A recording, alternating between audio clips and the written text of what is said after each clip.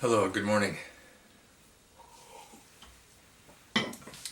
Well, today I thought I'd talk about the steps you might take when you want to write a book.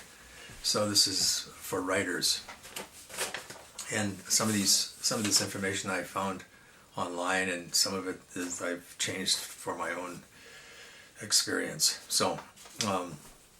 If you want to write a book, I've written these books over here. There's some books over there on the counter. Novels, poetry, that's what I write. You can also write fiction or nonfiction as well. So I think the same rules apply no matter what you're writing. So first, according to these, again, these are just some basic rules. So one rule is space. Have a place to actually write. So you need a space. Quiet place, noisy place, whatever suits you. If you want to go to a coffee shop, that's okay too. The tools. Of course, you need a computer, a laptop, so you have to write everything down, right? You can write it in a notebook, but I think that's probably kind of difficult to do. So, because you can digitize it easily if it's in the computer already. And then you need something to drink, coffee or water or whatever you like to drink. And then I've broken this down into three parts. This is the way I look at it. I look at it if I'm writing a story, a novel. We have dialogue, description, and narration.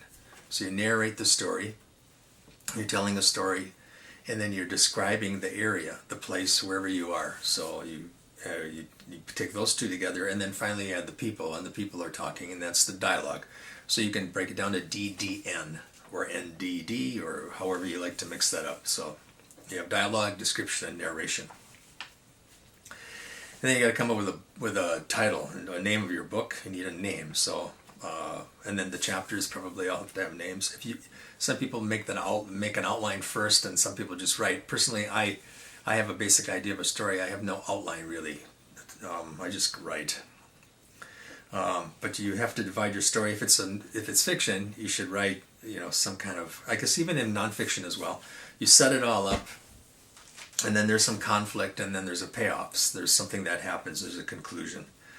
But mainly fiction, I think. If you're writing nonfiction, you're probably explaining something, but it's similar.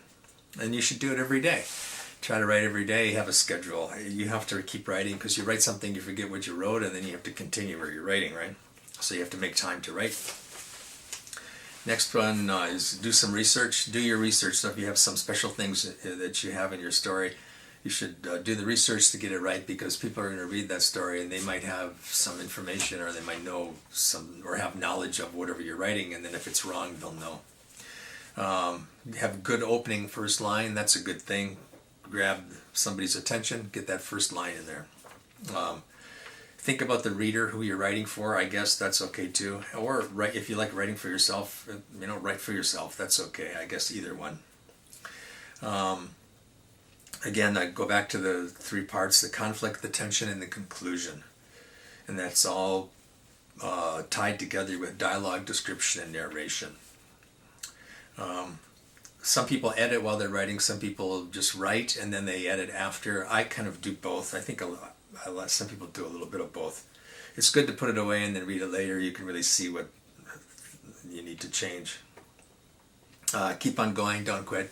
Try to, if you start, it's going to take a long time. I mean, writing is not an easy thing. So you have to be persistent. Have a good ending that's memorable, people remember. If it's a continuing story, it'll be like a cliffhanger thing, so there's something that's going to happen in the next book.